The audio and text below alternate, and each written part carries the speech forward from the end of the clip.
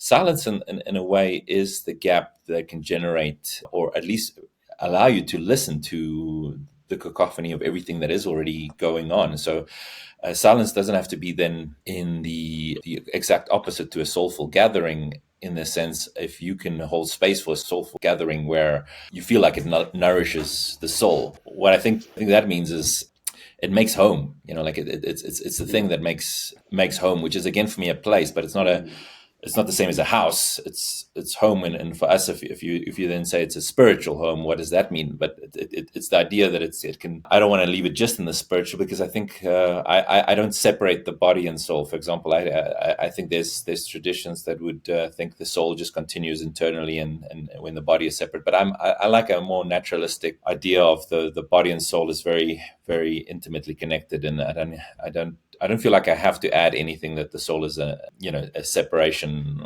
or eternal and then reincarnated. That gets too much for me to handle. I see it fused in the sense of being at home in the world in soul. So the same way you got to be at home in your own body, but what that means in a soulful way is being home to everything that moves in you.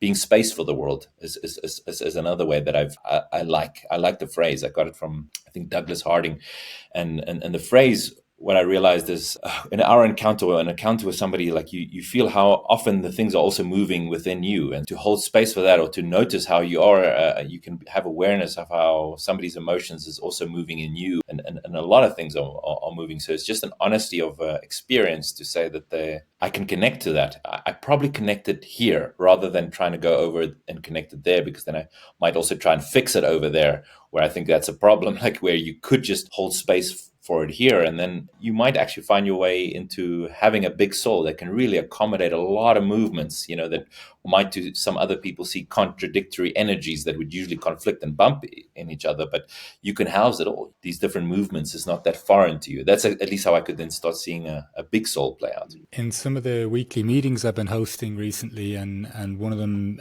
specifically focusing on soul, I really like the sentiment of like a communal aspect to soul, or a communal contact with soul. And also even I don't know, just from what you were saying there, the sense of, as much as it's the soul of the world, or people could even say maybe if you thought you have some fragment of soul within you, or whatever it is, in whatever interpretation someone may have, I think there's something really just about it as the contact point of life, or an acknowledgement of life. There's something to it where, I know you mentioned, Dan, the idea of spirit being up here.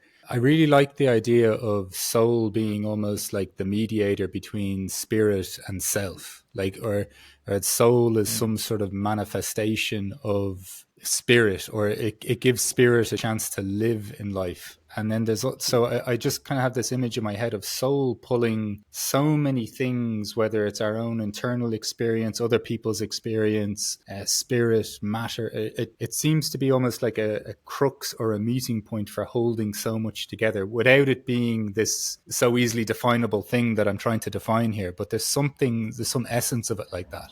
Yeah, I think, it reminds me of McGilchrist and his work, and this sense that relatedness and relations are before relata, what is related, in a sense. And so sometimes we think of soul and we talk about the things of soul, like music, like home, like a good bottle of wine, the birth of the child, death. But it's our relationship to it, and it's the connectedness of it all to our life, our embodied life, in a sense. And so when I think of these different iterations, and I share your kind of ickiness, Johann, I think, with I've got one foot in religion, in a sense, and yet, when you talk about soul in religion, things very quickly lose their fluidity and their paradoxical kind of flavour, really. Well, again, I mean, it's certain contexts in religion. It's not fair to kind of say that of all religion, but it's we'll say within the Western Christian tradition, in a sense, because you start talking about what soul is, rather than, we don't have a soul. We end soul over time. I think it's that